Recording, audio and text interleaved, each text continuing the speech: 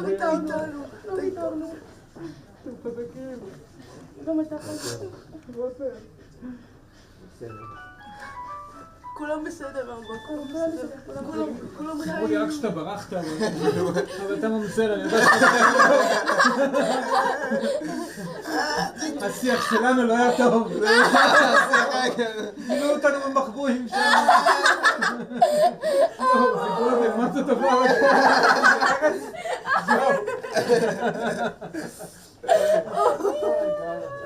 אוי, גיא. הכל בסדר, אנחנו בסדר גמור. כן. איזה כיף.